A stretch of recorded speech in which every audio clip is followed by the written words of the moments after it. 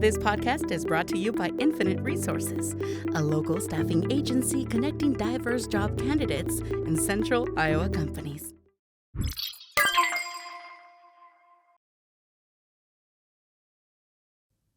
Hi, I'm Tiffany Minke, President of the Urbandale Chamber of Commerce. The Urbandale Chamber is excited to provide you with this opportunity to get to know a little bit more about the candidates running for Urbandale School Board and the City Council. Thank you so much for taking the time to educate yourself on each of the candidates that are running, and we encourage you to vote on November 7th. Hello, I'm Tiffany Minke, President of the Urbandale Chamber of Commerce, and our guest today is Blake Rozendaal. He is a candidate for Urbandale City Council. Blake, thank you so much for taking time to meet with us today. The Chamber's excited to provide our community with this opportunity to get to know you and a little bit more about you and why you're running for City Council. Just a couple of quick reminders. The first question, we're going to have 2 minutes for you to answer, and all of the follow-up questions will have a minute for you to answer. But the first question, let's just start off by allowing you time to tell us a little bit more about yourself. Awesome, thank you. I would love to run for Super City Council. I think yeah, there you go. Well, thanks for inviting me on and getting a chance to talk with folks today. I'm married with a 6-year-old and an almost 4-year-old. He's 4 next month. And we moved to Urbandale in 2017, and it has been a wonderful experience to be part of the community. I've been pretty involved in the Urbandale Public Art Committee, the 4th of July Celebration Committee, doing website management for the 4th of July. And one of the things that I was doing on the Public Art Committee was really pushing for the public piano pilot that we had in front of the library in 2022. So hopefully going to get that going again here soon. That was a good pilot, a lot of really great feedback. I'm also on the flag redesign committee that just got started. So if anybody that's out there that loves flags, you should check it out. There's lots of great ways to provide feedback for the community there. I'm a Salesforce technical architect at Torrent Consulting, so do a lot of technology work and consulting. I recently graduated from Iowa State University with my Master's of Business Administration and with a specialization in leadership. So a lot of really different skills and different experiences that I bring to the role here and hope to be part of the City Council. That's awesome. Is there a particular issue that motivated you to serve on the council? Yeah. So, with having 2 young kids, it's pretty important to me that our parks and trail systems are well connected, are well maintained, and then just generally as we build out further west and just generally we want to make sure that we have parks and trails accessible to everybody when those developments go up. So that's something that's pretty important to me, is make sure that everybody has the experience that my kids have in Central Urbandale, where you can run around and see Ashleaf, or you could go to Cross Creek or Gulfview, all those different parks there, and all accessible by walking too. Yeah, that's great. You've talked to us a little bit more about you, but tell me, what experiences or skills do you have that's prepared you to serve on the council?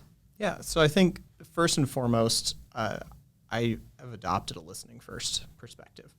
So I want to make sure that I'm hearing what people need and not just jumping straight into saying, well, I have the answers, because I don't have the answers to everything. And in order to get there, we have to understand what everybody needs in the community. So I think that's kind of the first thing that I bring to the table. I have a deep experience with technology and consulting and understanding how to walk through a process and get to the answer of why do we need something, or why do we want to take a course of action.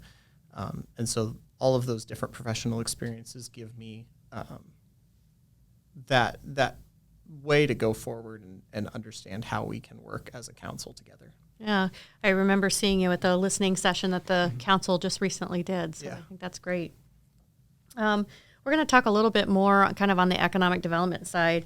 Are you in favor of the city acquiring property in downtown Urbandale to partner with private developers to develop new retail shops and stimulate growth? And then why or why not?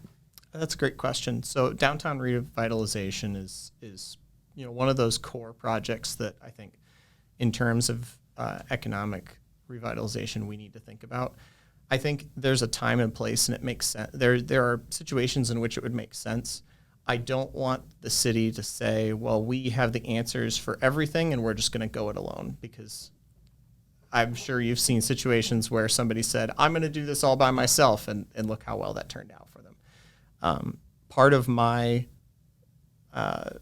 thought here is making sure that we forge these partnerships with private developers, with public entities, and making sure that we're communicating and talking and planning, so that when we get to the point where somebody says, you know what, I think it would be really good to put X here, if it makes sense for the city to acquire a property and be a partner in that, then I think that's a good path forward. But yeah, it definitely requires partnership and a specific circumstance for the city to be involved in that specific thing. Yeah, it sounds like you really have a focus on listening to others, and putting them that first and that piece of it. Tell me more about maybe what your vision is so far. Maybe from some people that you've been listening to as you've been door knocking. What's your vision for revitalization and business stimulation in downtown Urbandale? Yeah, I think a variety of experiences is something that I'm hearing. Trying to make sure that it is a place that's exciting, dynamic. So there's all sorts of different options. I've heard folks that want kind of a mixed use feel, so having businesses on that first level and living space up on the second and third. Somebody like somehow making it so that you can walk and play and work and live all in kind of that same area, and make it so that it's a really, like, it's a destination, right? Yeah. That kind of idea is what I would see downtown Urbandale looking like. Oh, that's great. Let's kind of keep on the business side of things. So what are the ways you feel the city can work to encourage business and employment growth in Urbandale? That's a good question. I think we want to work with the employers we have in town right now and say, hey, what are the gaps that you're seeing that is making it hard for you to recruit employees today? What barriers are there to growing your business? Is it a code issue? Is it an issue with a neighbor? Anything like that?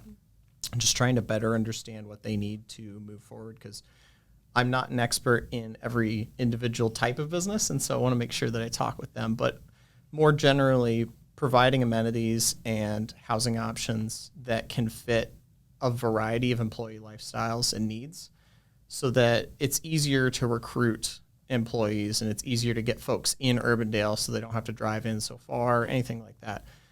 Really providing a good employee environment so that they can recruit more easily and kind of retain those people too, because retention is the other part of the equation, right? Yeah. You can't grow if you can't retain your employees. Absolutely. So let's switch gears just a little bit, but talk a little bit about the comprehensive plan. So with the new comprehensive plan, how do you expect to change development opportunities in Urbandale? So I think they've done a really good job of looking at and communicating with the different corridors that are in the focus areas. I think like Plum Drive and all along Douglas have been some focus areas to make sure that we are zoning things correctly so that folks feel encouraged and feel like zoomed in on what different uses we would like to see in those areas. And then from an economic development perspective, then they can go in and say, all right, well, I think that this would really fit in this area and it fits with this use. Now, obviously the comprehensive plan can be changed over time. It's meant to be a long-term document, but I think having that sense of like tuning in our vision, listening, and adding some of those economic growth, sustainability, housing options into that, I think helps a lot in giving developers a way to kind of plan out what they want to do in some of the areas that we've said are really high priority economic development areas. Got it. Thank you. We're going to just talk a little bit about what do you believe is the number one responsibility of city government to its citizens? I think that's twofold. So one is public safety. So fire, EMS, police, you need to feel safe in a community. You need to feel taken care of, and you need to, if there's an emergency, have quick access to those resources. That's probably kind of number one. And then two is just making sure that those city services are running on time. If the trains don't run on time, nobody can get to where they're going. Absolutely. So, we want to make sure that your trash is getting collected, the parks are being maintained. If we can get those jobs done, then we can make sure that when we talk about economic development and we talk about, bringing in employees and retaining staff and everything like that, those things can start to fall into place because we're not distracted by the fires of everyday work. Yeah. Well, we have one final question. What is one thing you want to accomplish in a 4-year term on council? I think increasing engagement. So like you said with the public listening sessions, that was a really successful event.